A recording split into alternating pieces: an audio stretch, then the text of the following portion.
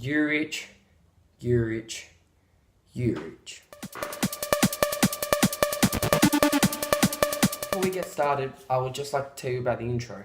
So basically, the last time I made that intro, I used the same app as I did for this one, Intro Maker, but it didn't have the little logo in the bottom corner of the last one.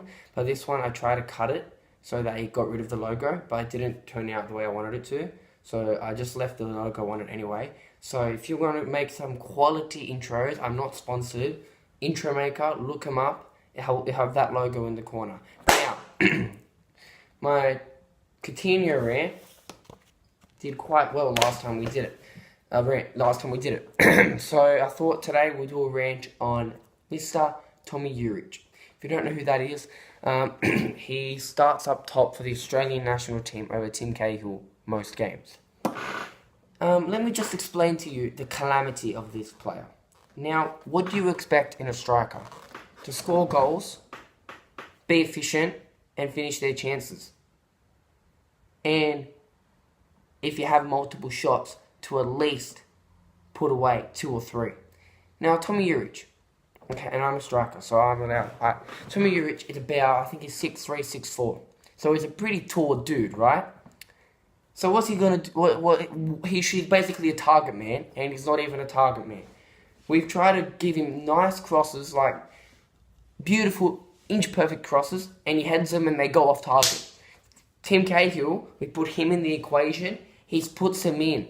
He puts them into the back of the net.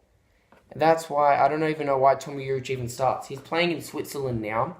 Don't even know how he's not even good enough to play in Australia. So I don't know how he's even good enough to play in Switzerland. Google him on Wikipedia, have a look at his stats. He has scored less than 20 goals in all of his clubs that he has played at. The only astounding thing that Juric has done was won the Asian Champions League final for the Wanderers. That's it.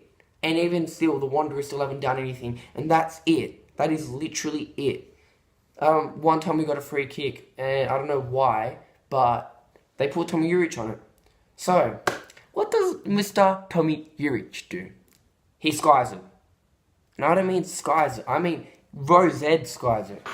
This guy is he's that guy on the team that you're like, oh, we just have to play him for the sake of playing him because he's in our team. He's literally what he is.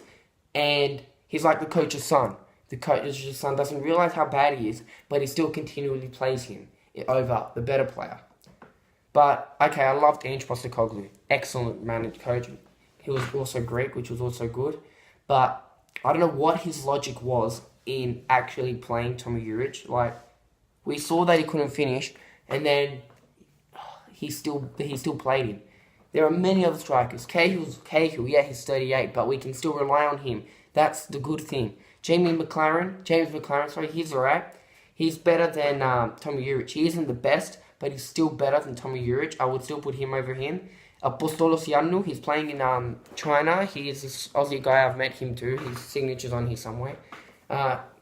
He's not that good either, but he's better than Tommy Juric. Anyone is better than Tommy Juric. Even George Blackwood, who actually, they're both as bad as each other. Yeah. So Tommy Juric, every time I always roast him on all my Snapchat. So make sure to follow me on Snapchat. The LFC Kid will be in the description as well, so you can see my roasts of Tommy Juric. Every time he's on TV, I just never have faith in him, to be honest.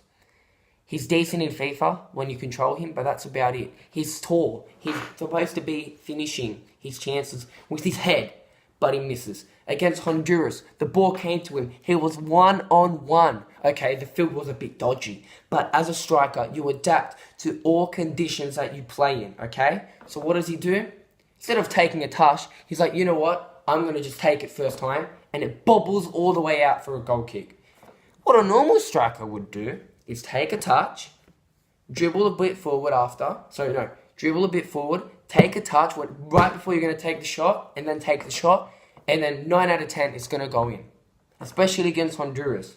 I think one of the reasons we didn't make the World Cup as soon as we should have is because of Tommy Juric. Yes, the whole team was at fault, but Tommy Juric has a big part of it too. He is the front man. He is the guy that's supposed to be putting in the goals. He's our number 9. He has to be putting the goals in. He gets about 10 or 12 chances and scores like 1. Not even that. Sometimes he'll get 10 or 5 chances and he'll score 0. What type of striker has that ratio? If you're going to have to take 5 shots, at least score 1 or 2. But no, he scores none. And then we have to bring on Tim Cahill to rescue the game for us. In fact, when we first Honduras, then the second leg in Sydney, which I was there, which is also, check it out, I did a vlog on that. Our 35-year-old captain, Mile Jedinak, or however old he is, who plays for Aston Villa, who used to play for Crystal Palace, scored 3 goals. He scored a hat-trick. He's a centre mid. Tommy Juric should be doing that every game.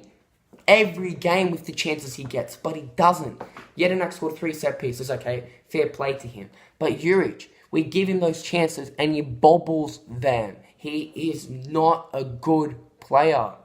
To all the Aussie fans that are watching this video, you have to feel for if he gets picked, he's going to get picked for Russia. I just hope that whoever's coaching us next, and it's not going to be Graham Arnold because it just came out today, that they have some sense, some yalo, which is brain in Greek, some sense in them to see how bad he is and never get picked again. That's my aim. I coach Australia in FIFA in my Sydney FC career mode, and I dropped Tommy Juric straight away. Straight away. Because I know how bad he is. Okay. Thank you all for watching this video. This is another rant. I will try to bring you some more rants. I will be heading to Melbourne this week for Sydney FC versus Melbourne Victory, the Big Blue on Australia Day. So I'm probably going to do vlogs each day that I'm there. So stay tuned for that. I hope you liked my last video. It took a lot of work to make. We're at the park for like 2 or 3 hours just filming that one video. And I know you're going to say, oh, you didn't give other people a chance. I did, but they just couldn't score them. Anyway, don't forget to...